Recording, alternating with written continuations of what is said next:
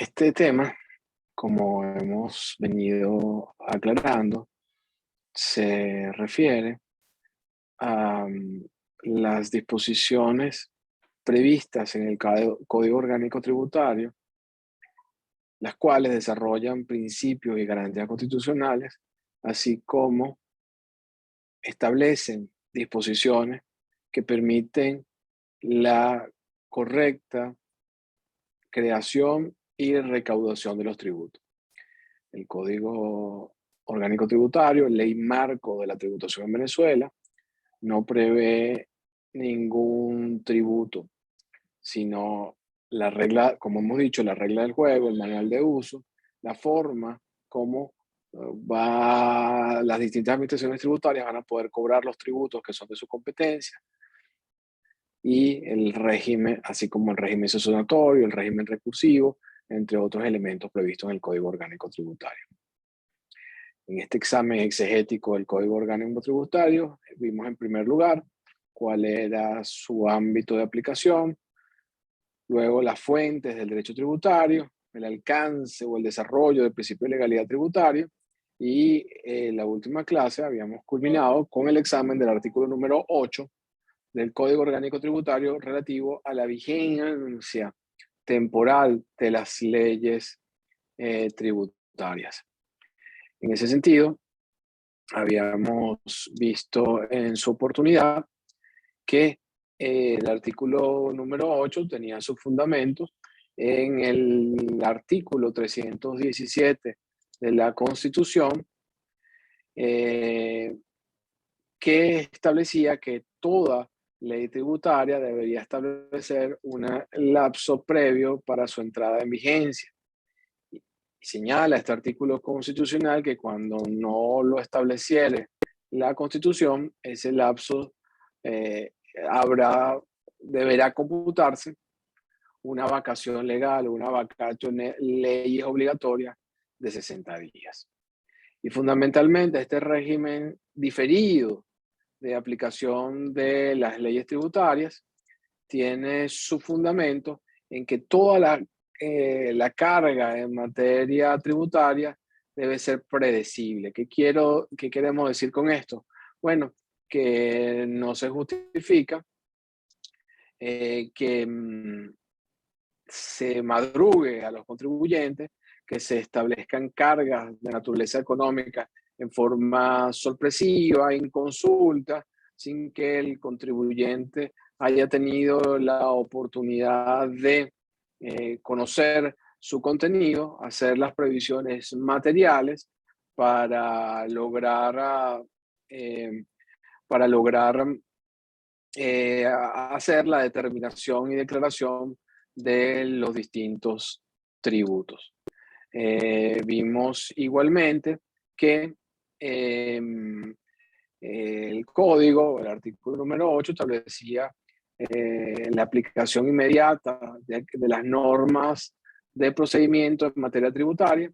Habíamos observado que esto no era otra cosa que la representación del régimen general de aplicación inmediata de las leyes tributarias. Igualmente, observamos que hay una excepción muy importante al principio de irretroactividad de las leyes tributarias, que por cierto no es distinto al de, al de al de las normas penales en general, que establece que las normas sancionatorias o penales que resulten más benignas se aplicarán retroactivamente en la medida que favorezcan al particular sancionado. De manera que la aplicación retroactiva de las normas penales más benignas constituye una excepción a la garantía constitucional de la irretroactividad de las leyes tributarias. Y finalmente, hablamos de una disposición muy importante que está en la última parte de este artículo 8, que tiene que ver con la aplicación de los tributos que se liquiden por periodos. No basta que una norma entre en vigencia en la fecha establecida en la norma tributaria, en la ley tributaria, sino que cuando se trata de liquidos, de tributos que se liquiden por periodos, esa cobro de este tributo debe hacerse a partir del primer día del ejercicio, luego de la entrada en vigencia de la norma tributaria. ¿Qué quiere decir esto? Que si ya el ejercicio se hubiese iniciado para el momento en que se considera aplicable conforme a este régimen, esa norma no podrá aplicarse al ejercicio curso, sino que deberá aplicarse al primer día del ejercicio sucesivo. Y creo que habíamos hecho un gráfico, o tratado de hacer un gráfico eh, con el whiteboard de Zoom explicando este tema. Y ahí habíamos quedado en la clase anterior. Quisiera saber si hay alguna duda o pregunta respecto al régimen de vigencia de las leyes tributarias. ¿Está todo claro? Ok. Si me preguntas, en el chat del grupo, Dailies había planteado varias preguntas que me parecen muy atinentes eh, eh, para responder en esta hora. Decía Dailies, igual era el chat, dice que en relación con la Constitución y el artículo 8 sobre la aplicabilidad temporal de las leyes en materia tributaria. Sí, habíamos dicho que para el Tribunal Supremo de Justicia, este régimen diferido que toma en cuenta una vacatio legis, no se aplica en forma estricta. Para la sala, para el Tribunal Supremo de Justicia, lo importante no es que se fije o una entrada en vigencia o se aplique la vacatio legis por defecto, sino que el cambio normativo que se introduzca no se aplique para el ejercicio en curso. De modo que, volviendo al ejemplo que pusimos en la clase pasada, imaginemos que se reforma la ley de impuestos sobre la renta el 31 de diciembre del año 2021, por ejemplo, sin establecerse fecha de entrada en vigencia o vacatio de leyes. Si nosotros aplicamos el régimen previsto en el artículo 8, tendremos que establecer la vacatio de leyes de 60 días. Para el momento en que se haya cumplido esa vacatio de leyes, ya el ejercicio que arrancó el 1 de enero del año 2022 se habría iniciado, por lo cual el cambio normativo o la reforma solo pudiese ser aplicarse a partir del primer día del ejercicio siguiente. ¿Cuál es el primer día del ejercicio siguiente? El 1 de enero del año 2023. Para la Sala Político-Administrativa, para la Tribunal Supremo de Justicia, lo importante no es entonces esta aplicación diferida. Lo importante es que ese cambio, por ejemplo, verificado el 31 de diciembre del año 2021, no se aplique para el ejercicio económico del 2021, sino a partir del 2022, ignorando el contenido y el alcance del artículo número 8. De manera que a los fines académicos, a los fines de esta clase, entendiendo que el criterio jurisprudencial es otro, para nosotros es importante poder aplicar el contenido del artículo, poder aplicar a un caso concreto el contenido del artículo número 8. Luego Daly hace varios comentarios sobre la reciente reforma de la ley de registros y notarías y dice Daly lo siguiente. El día miércoles hablamos sobre la inutilidad de la unidad tributaria, que la misma ley habla de lo desfasada que se encuentra en la unidad tributaria. Se refiere a la exposición de motivos de la ley de reforma de la ley de registros y notarías. Lo cual, desde mi perspectiva, es contrario a los preceptos del COD, porque entiendo que las tasas se cobrarán por petros y no por unidades tributarias. ¿Qué ocurrirá con las multas que establecen las leyes sustantivas y adjetivas? ¿Se calculan por petros también? ¿Cómo se da en la práctica? Bueno, para responder esta pregunta, es muy importante conocer el contenido y el alcance del artículo número 3 del Código Orgánico Tributario, para poder entender por qué, a qué viene eh, esta fijación en petros de estas tasas eh, correspondientes a los servicios que prestan los registros y notarías.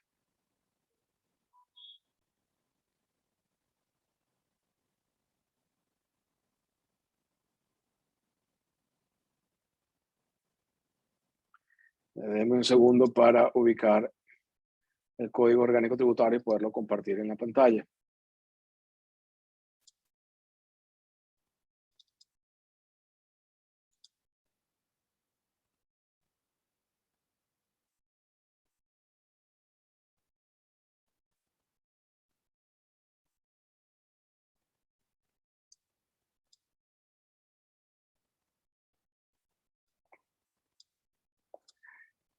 Lo primero, atendiendo a la pregunta de Dailies en relación con la reciente reforma de la ley de registro de notarías y la sustitución de la unidad tributaria por otra unidad de medida o factor de cálculo, en este caso el petro, debemos entonces acudir a el parágrafo tercero del artículo número 3 del Código Orgánico Tributario que ya habíamos examinado en clase.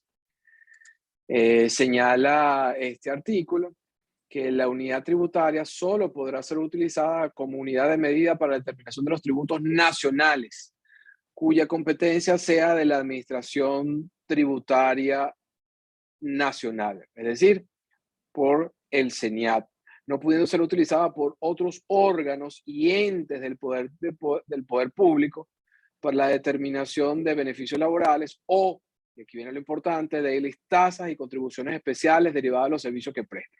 Fíjense entonces que conforme a este régimen, la última reforma del Código Orgánico Tributario, la unidad tributaria ya no es un factor de cálculo para todo el espectro tributario, sino únicamente para los tributos que administre o gestione la Administración Tributaria Nacional, es decir, el Servicio Nacional Integrado de Administración Aduanera y Tributaria, CENIAT.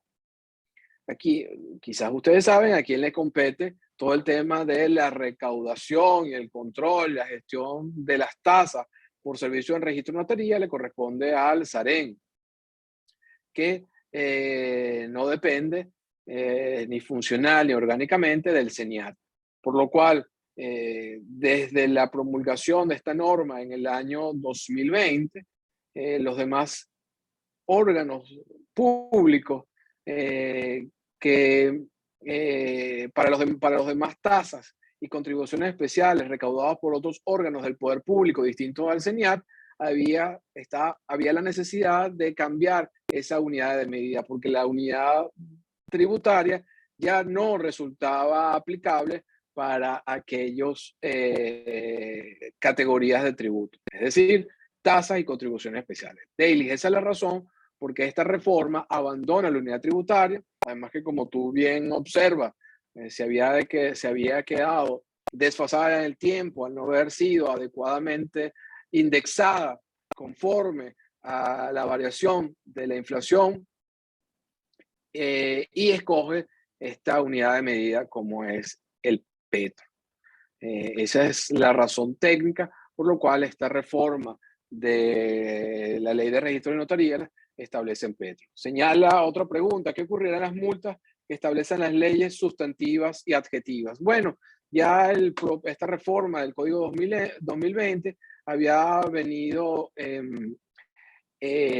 migrando estas multas. Muchas de ellas se establecen ya no en función de unidades tributarias, sino en función del tipo de cambio más elevado, y en donde todavía existan multas o tributos que se calculen en función de las unidades tributarias, vamos a encontrar que sus importes resultan nominales, no están ajustados a la realidad económica del país. Señala, señala además Daily, y esta es la que le decía en el chat, que pudiese ser una auténtica pregunta de examen, encuentra Dailies que es el director general del SAREN la que va a establecer cuál es el monto de las tasas que se van a cobrar por registro notarial. La ley lo que establece es un piso y un techo, calculado en petros, y delega en el SAREN, en su director, la fijación del monto definitivo. La semana pasada salieron las providencias con los montos vinculados a este respecto. Bueno, de nuevo, y esta sí hubiese sido una clara pregunta de examen, se le pide determinar si la fijación de las tasas por los servicios que prestan registro de notaría por parte del director del SAREN viola o no el principio de legalidad tributaria, justifique su respuesta. Este es el tipo de pregunta que vamos a hacer en el examen de la semana que viene. Y la respuesta está en el Código Orgánico Tributario y espero que ustedes se hayan pasado por ella cuando leyeron esta pregunta de Dailies en el chat. Cuando vimos la atenuación del principio de legalidad cerrado, en el parágrafo segundo, vimos que había una particularidad que nosotros pudiésemos identificar para poder responder a la pregunta de Dailies. Dice el parágrafo segundo del artículo número 3 del COT, dice, en ningún caso se podrá delegar la definición y fijación de los elementos integradores del tributo, así como las demás materias señaladas como de reserva legal por este artículo, sin perjuicio de las facultades, sin perjuicio de las disposiciones contenidas en el parágrafo tercero de este artículo, que viene vinculado a la creación de la unidad tributaria. La creación de la unidad tributaria, como les he dicho, no afecta la legalidad porque lo que permite es cuantificar el tributo que ya creó la ley. En todo caso, la última parte de este artículo dice, no obstante, la ley creadora del tributo correspondiente podrá autorizar al Ejecutivo Nacional para que proceda a modificar la alícuota del impuesto en los límites que ella señale. Entonces yo creo que está en claro la respuesta a la pregunta de David, si era inconstitucional que el director del SAREN fijara estas tasas, y la respuesta es que evidentemente es así. La atenuación del principio de legalidad cerrado permite que el Ejecutivo pueda modificar las alícuotas en los términos que haya señalado la ley. ¿Pero cuál ley? La ley que cree el impuesto. Es decir, esta facultad que se le concede al Ejecutivo no alcanza o abraza a las demás categorías tributarias, es decir, tasas y contribuciones especiales, por lo cual esta ley, tal como ha sido dictada por la Asamblea Nacional, tiene vicios de inconstitucionalidad e ilegalidad. ¿Por qué? Porque afecta el principio de legalidad tributaria al modificar uno de los elementos integradores del tributo, como lo es la alícuota. Esa modificación de la alícuota, insisto, solo pudiese hacerlo el Ejecutivo Nacional en el caso de los impuestos. Exclusivamente este es el ámbito. Fíjense que si el legislador el legislador del Código Orgánico Tributario hubiese estimado que esta facultad abarcaba los demás tributos, hubiera dicho, no hubiese utilizado la palabra impuesto, hubiese utilizado la palabra tributo, porque nosotros debemos entender que el legislador tributario manejaba estos términos al momento de la redacción de esta norma. Bueno, yo creo que esa era la pregunta que había hecho Daily. Creo que hay una pregunta aquí en el chat. Daily, creo que eso atiende a tu pregunta. Ok, listo. Bueno, vamos a continuar entonces con la clase del día de hoy. O vamos a seguir con la clase del día de hoy luego de este brevísimo repaso. A continuación, vamos a examinar el ámbito espacial de las normas tributarias cuyo régimen se encuentra contenido en el artículo número 7 del Código Orgánico Tributario. perdón, en el artículo 11 del Código Orgánico Tributario, que vamos a proceder a leer a continuación. Dice el artículo 11 del Código Orgánico Tributario: las normas tributarias tienen vigencia en el ámbito espacial sometido a la potestad del órgano competente para crearlas. Las leyes tributarias nacionales, y subrayo nacionales, podrán gravar hechos ocurridos total o parcialmente fuera del territorio nacional cuando el contribuyente tenga nacionalidad venezolana, esté residenciado o domiciliado en Venezuela o posea un establecimiento o una base fija en el país.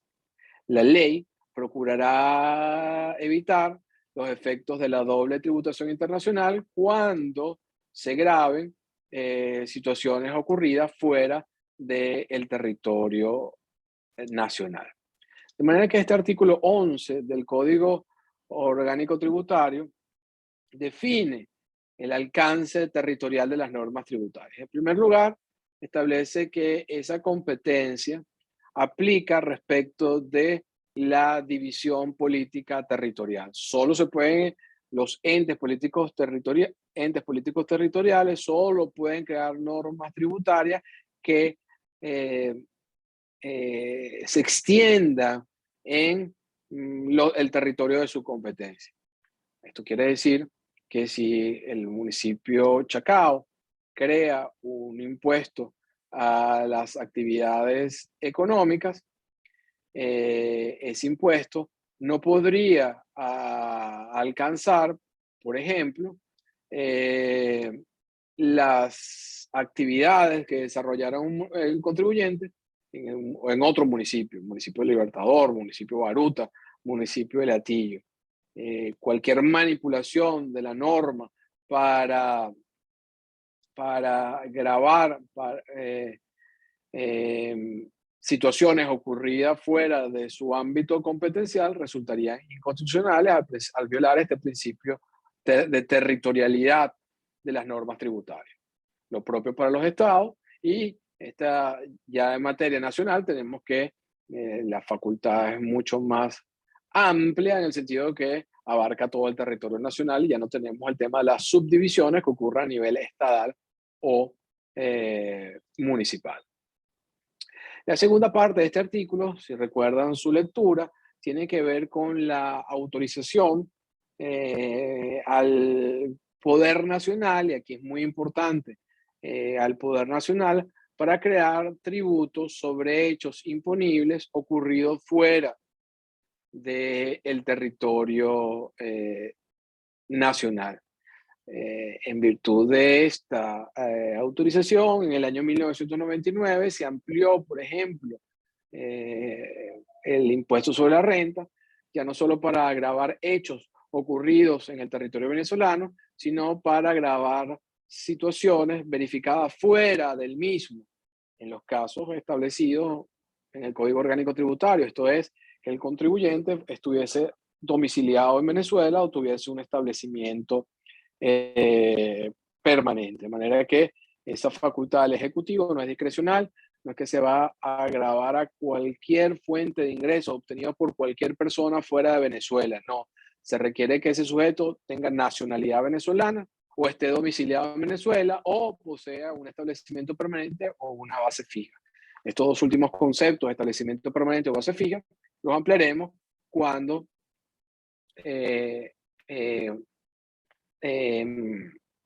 cuando revisemos el impuesto sobre la renta. Finalmente, hay una llamado, hay una exhortación al Poder Nacional a través de la Asamblea Legislativa para que cuando se introduzca gravámenes por operaciones ocurridas en el extranjero, se trate de evitar situaciones de doble o múltiple tributación. Ese ingreso, por ejemplo, supongamos que hay una compañía venezolana, Fondo de Valores, una compañía venezolana que tiene una propiedad arrendada en Madrid. tratándose de una compañía venezolana domiciliada en Venezuela, ese ingreso por ese arrendamiento de ese inmueble en Madrid va a estar grabado con el impuesto sobre la renta. Pero adicionalmente, ese ingreso va a estar grabado con el impuesto sobre la renta español, por tratarse de una renta obtenida en un territorio español. De manera que fíjense que claramente estamos frente a una situación de doble imposición. El mismo ingreso obtenido por el mismo sujeto va a estar grabado en el mismo ejercicio fiscal por dos estados distintos, Venezuela y España. Bueno, esta situación de doble tributación es la que precisamente el legislador insta a corregir. También lo veremos cuando nos refiramos al impuesto sobre la renta. Uno de los mecanismos para evitar, o más que evitar, en este caso es mitigar o reducir los efectos de la doble o múltiple imposición, es permitir que ese contribuyente que pagó impuestos sobre la renta en España o pagó impuesto al fisco español por ese ingreso, pueda descontar total o parcialmente el impuesto pagado en España a los fines de la determinación del impuesto generado en Venezuela. Entonces, a eso es un poco el llamado, la exhortación que hace el legislador cuando se graben situaciones ocurridas fuera del territorio nacional. ¿Por qué? Porque hay otros estados que también tienen una potestad tributaria respecto de situaciones ocurridas en sus territorios que van a gravar tales eventos. De manera que ante esta dualidad de gravamen, hay un mensaje directo al legislador para evitarlo o al menos mitigarlo. La siguiente disposición que vamos a examinar del Código Orgánico Tributario tiene que ver, está prevista o está contenida en los artículos 5 y 6 del Código 5, 6 y 7 del Código Orgánico Tributario. Fundamentalmente, en los próximos minutos vamos a estar revisando el régimen de interpretación de las normas tributarias. La premisa fundamental es que las normas tributarias se interpretan como todas las demás normas jurídicas. Es decir, no hay un régimen especial, particular en materia tributaria. Lo que busca el operador jurídico tributario como el intérprete de otras ramas jurídicas es hallar el verdadero significado de la norma, para lo cual el operador jurídico tributario puede utilizar todos los métodos de interpretación. El gramatical, que como ustedes saben se atiende al sentido literal de las expresiones, de las palabras. El histórico es hallar el contexto en el cual fue dictada una norma, los eventos contemporáneos al momento de que se dictó esa norma para entender cuál era el propósito de aquella. El método teleológico, que no es otra cosa que atender al fin o al destino de la norma. En este contexto, el legislador tributario no está amarrado a una camisa de fuerza, no está amarrado a un único método. Puede utilizar cualquiera de los métodos de interpretación de normas jurídicas. Como consecuencia de la aplicación de estos métodos, es posible que el intérprete tributario pueda llegar a resultados extensivos o restrictivos en su interpretación de las normas. Igualmente, es posible colmar vacíos legales, y ya veremos cómo, qué tipo de vacíos legales se pueden colmar o llenar recurriendo a la interpretación analógica. Ahora bien, estos criterios o estos métodos de interpretación serán complementados con criterios propios del derecho tributario material y que para ustedes creo que pueden ser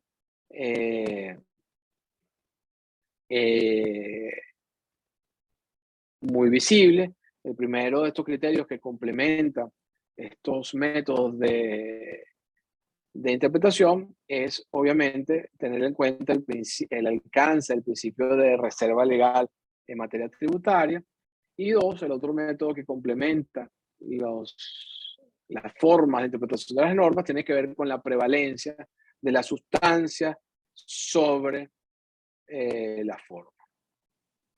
Más adelante haremos mención a si existe tal cosa como una interpretación económica de las normas tributarias, que ha sido uno de los criterios que se han esbozado en materia tributaria como un método alternativo de interpretación, pero no me quiero adelantar, lo vamos a ver en unos minutos. ¿Se acuerdan que les comenté que este Código Orgánico Tributario estaba basado en un proyecto que presentó una comisión de tributaristas contratada por la OEA, la Organización de Estados Americanos, el Banco Interamericano de Desarrollo, que se llama Proyecto de Código Orgánico Tributario para América Latina. Ese es el antecedente del Código Orgánico Tributario. En este proyecto,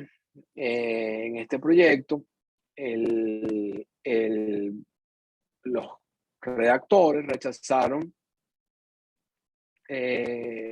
cualquier concepto a priorístico de interpretación a favor del contribuyente o del fisco. ¿Qué quiere decir eso?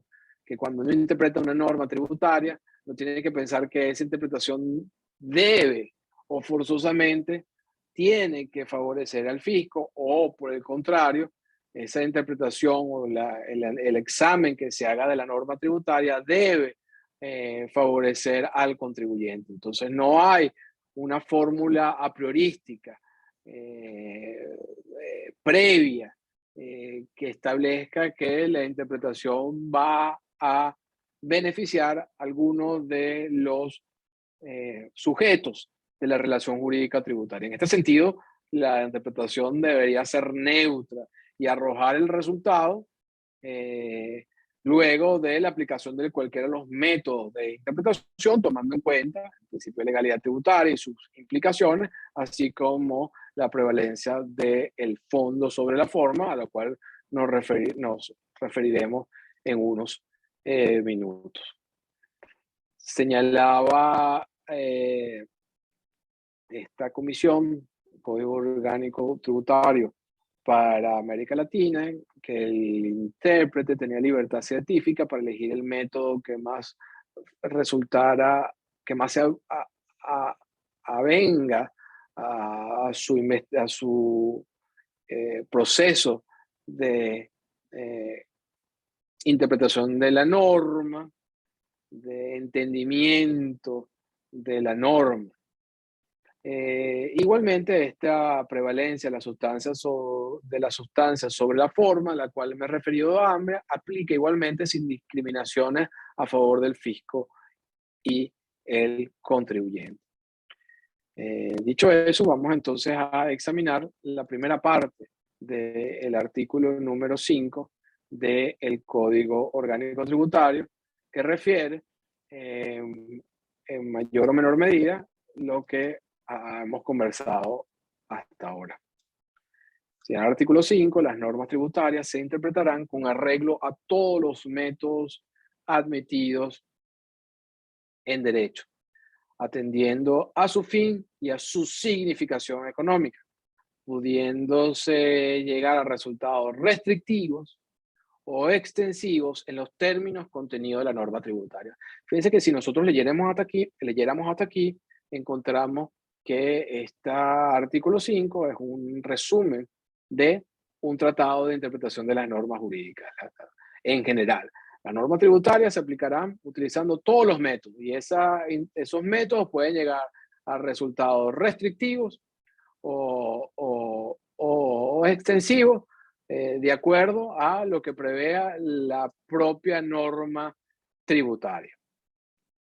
De manera que Este artículo predica la normalidad de las disposiciones tributarias, la libertad de escogencia del método para hallar la verdadera voluntad de la ley, teniendo en cuenta que, contrario a lo que puede ser en otros ámbitos, esta interpretación no se haya limitada al método gramatical o literal como sucede en el Código Civil. En este sentido, fíjense que se puede llegar a resultados extensivos o restrictivos. ¿Qué entendemos por una interpretación extensiva? Bueno, una interpretación extensiva es aquella en que el intérprete le asigna a los términos previstos en la norma jurídica un significado más amplio que el gramatical. La interpretación restrictiva, por su parte, es la que restringe el sentido de la norma a su significado literal. De manera que son el resultado, la interpretación extensiva o la restrictiva, son el resultado de una labor científica en la cual se concluye que los términos han sido utilizados impropiamente por el legislador, por lo cual su verdadera entendimiento implica entonces una interpretación extensiva o restrictiva. Por ejemplo, supongamos que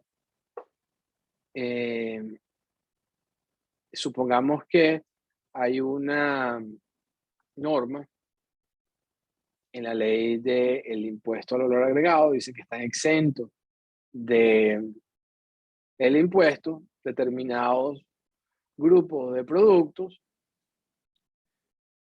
incluida la leche.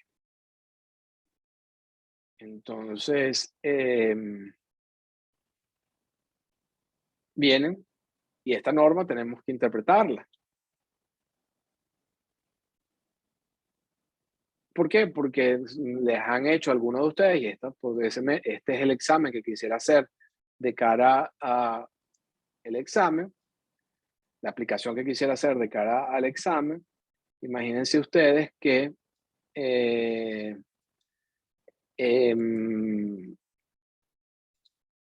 imagínense ustedes que su cliente les somete a consulta la siguiente duda. Dice: Roberto, Amelia, Scarlett, yo quiero saber si la leche condensada goza o no goza de la exención del IVA. Entonces, por ejemplo, la pregunta del examen dice: usted, en su carácter de asesor tributario, se le consulta lo siguiente. La ley del IVA establece que están exentos del impuesto, de este impuesto, está exento de este impuesto, la venta de la leche. Su cliente le somete a su consideración si la venta de leche condensada también está exenta del impuesto al valor agregado. Justifique su respuesta aplicando las normas de interpretación de las leyes tributarias. Bueno, lo primero que ustedes deberían decir en su respuesta es que el Código Orgánico Tributario, Ley Marco de la Tributación, establece la normalidad de las normas tributarias. Esto quiere decir que se interpretarán conforme a cualquiera de los métodos usualmente admitidos. Ahora bien, a los fines de determinar si goza o no de la exención, ustedes deberán aplicar esos métodos. El primero de esos métodos es el método literal. Una aplicación literal o gramatical de la norma excluiría a la leche condensada porque el artículo solo habla de leche. Parecería entonces que una interpretación literal no es suficiente para determinar si goza o no de la exención. Podemos irnos al método histórico, podemos revisar un poco el contexto, y el contexto de esta exención es un proceso de hiperinflación donde se trataba de disminuir el,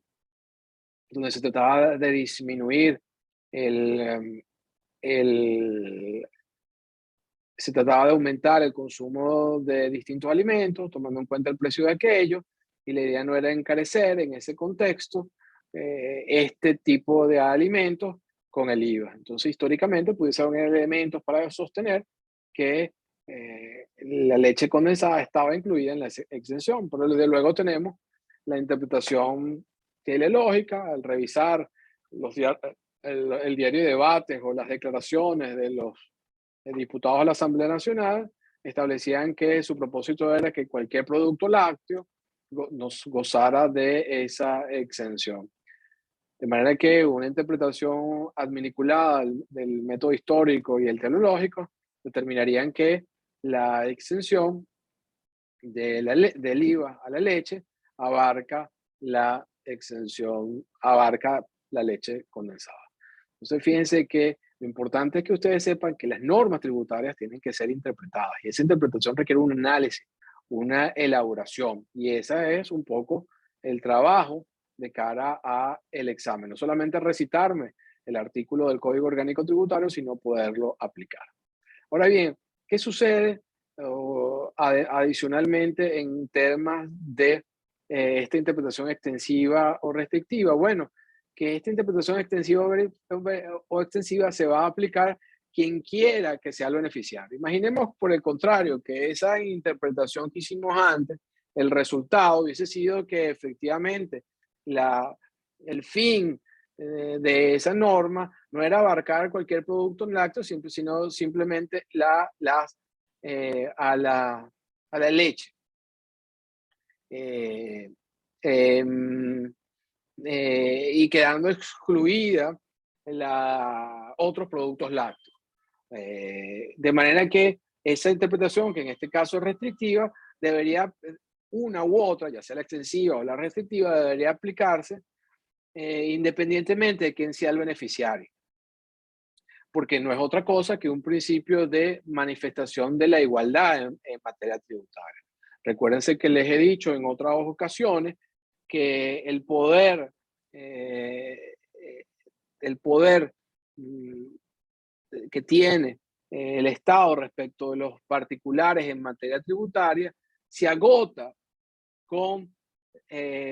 cuando se crea el tributo correspondiente. A partir de ese momento, administración tributaria o ente político territorial, acreedor del tributo y el contribuyente están en un plano de igualdad regido por la Constitución y las normas de contenido legal. De manera que el poder de imperio para crear los tributos se agota al momento de la creación de aquellos. Luego, administración y contribuyente están en un plano de igualdad. Precisamente la circunstancia de que la interpretación extensiva o restrictiva se va a aplicar quien quiera sea el beneficiario, porque representa una manifestación de voluntad. Fíjense, en todo caso, también es importante aclararlo, que lo que es esta interpretación extensiva o restrictiva se refiere a vocablos, no la ley. No pudiésemos hablar de una aplicación extensiva de la ley, sino de vocablos o de determinadas disposiciones de contenido tributario. Ahora bien, dicho lo anterior, que tiene un carácter principista, nos topamos con esta norma del Código Orgánico Tributario que genera muchas controversias, que es del siguiente tenor. Dice el segundo párrafo de este artículo 5. Las exenciones, exoneraciones, rebajas, desgravámenes y demás beneficios o incentivos fiscales se interpretarán en forma restrictiva. Fíjense que yo hasta ahora he venido postulando que los resultados de la interpretación se van a aplicar independientemente de quién sea el destinatario de la norma. Sin embargo, encontramos ahora esta disposición en el Código Orgánico Tributario que en materia de beneficios fiscales dice que cuando haya una norma que establezca cualquier beneficio fiscal para el contribuyente, esa norma se va a implicar se va a interpretar de manera restrictiva.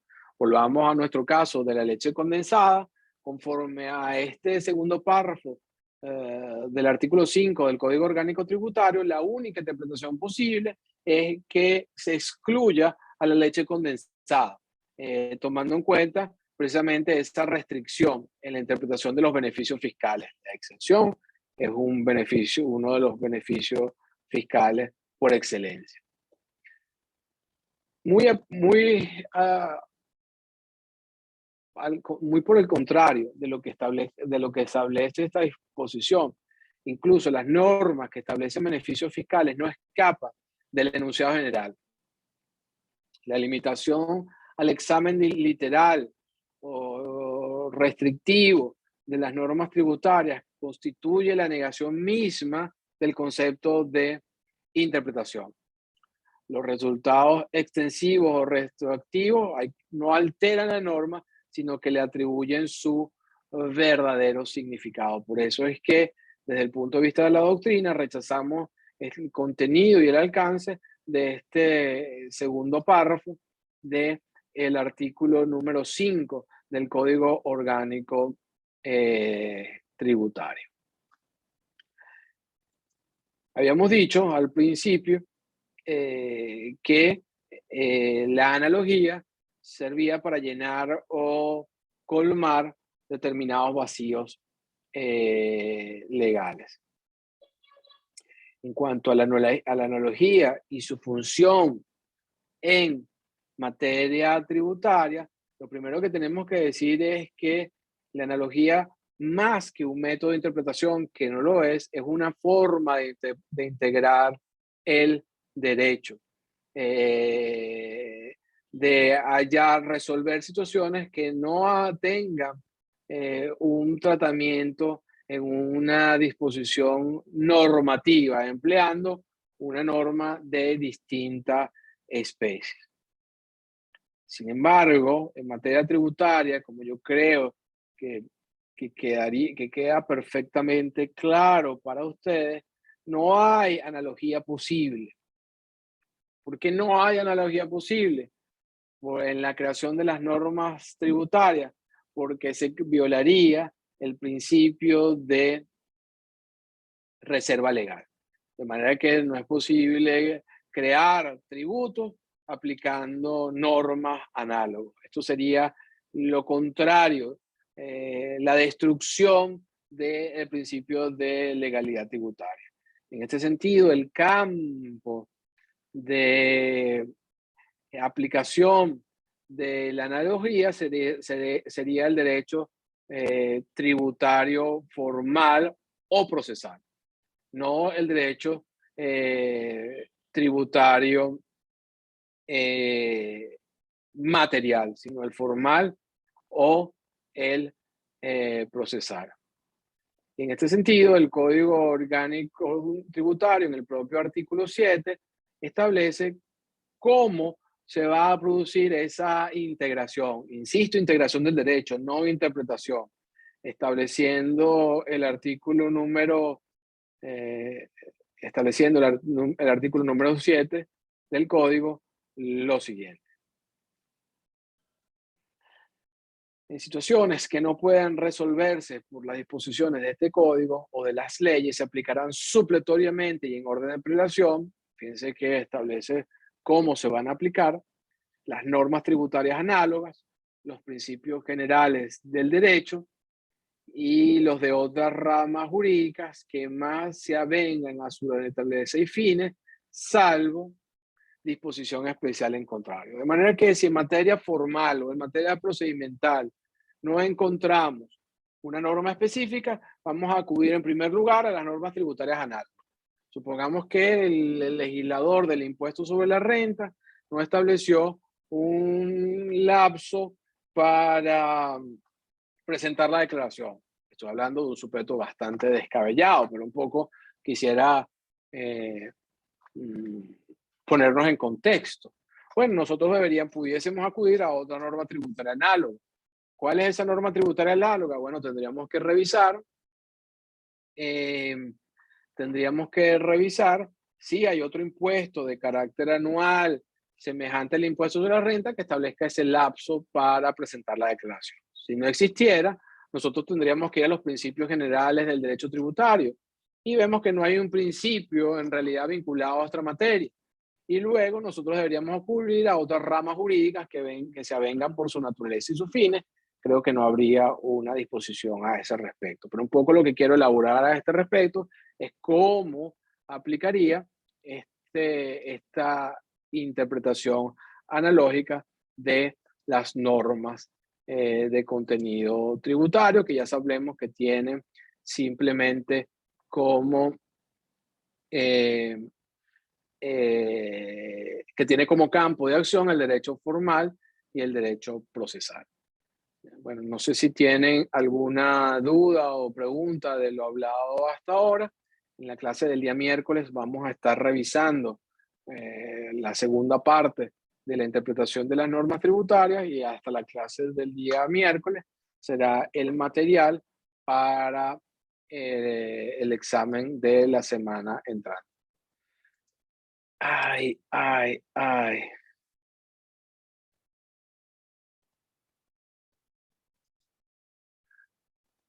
Eh, no, pensé que no había grabado. Pensé que no había grabado la clase de hoy, me asusté.